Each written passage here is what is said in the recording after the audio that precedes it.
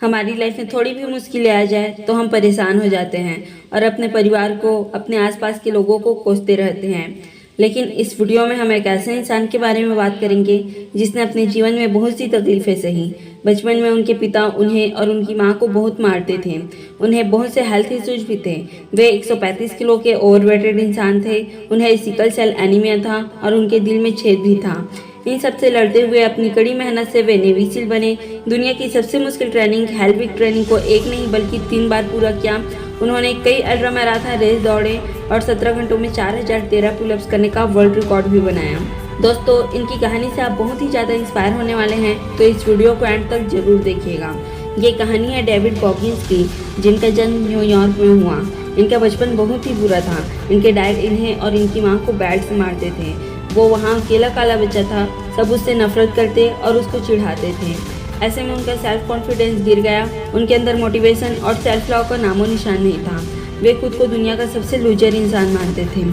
Goggins air force में जाना चाहते थे और कड़ी मेहनत करके उन्होंने एग्जाम भी क्रैक कर लिया। लेकिन जब बॉडी चेकअप किया गया तो पता चला कि उन्हें सिकल सेल एनीमिया है। उनकी पूरी मेहनत पानी में मिल गई। वे डिप्रेशन में चले गए। उनका वजन 135 किलो तक बढ़ गया और मजबूरन उन्हें चूहे पकड़ने की जॉब करनी पड़ी। एक दिन डेविड ने टीवी पर नेवी सील की डॉक्यूमेंट्री देखी, जहां दुनिया के सबसे खतरनाक कमांडोज होते हैं। उनकी ट्रेनिंग बहुत ही मुश्किल होती है।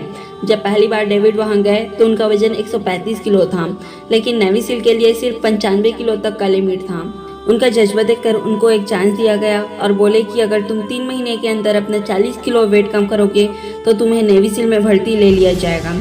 ऑब्वियसली 40 किलो सिर्फ 3 महीने में सुनने में भी इम्पॉसिबल लगता है, लेकिन डेविड ने इस चैलेंज को एक्सेप्ट किया और रोज साइकिलिंग, एक्सरसाइज और रनिंग प्रैक्टिस करने लगे। इतनी मेहनत के बाद वे दिन में सिर्फ एक बार खाना खाते।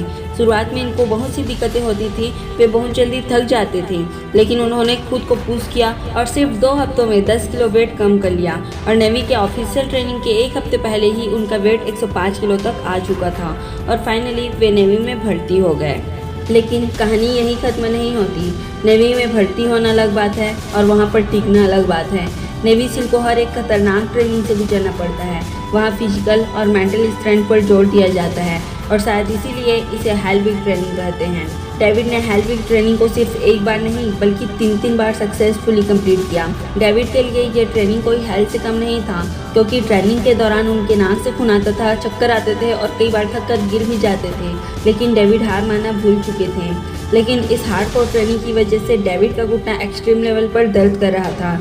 जब डेविड ट्रेनिंग के लिए पानी में डाइव किया तो वे बेहोश होने ही वाले थे, लेकिन उन्होंने एक झटके में सरफेस पर आने का डिसाइड किया और जब पानी के बाहर आकर उन्होंने रनिंग की शुरुआत करी तब देखा कि उनका घुटना टूट चुका था।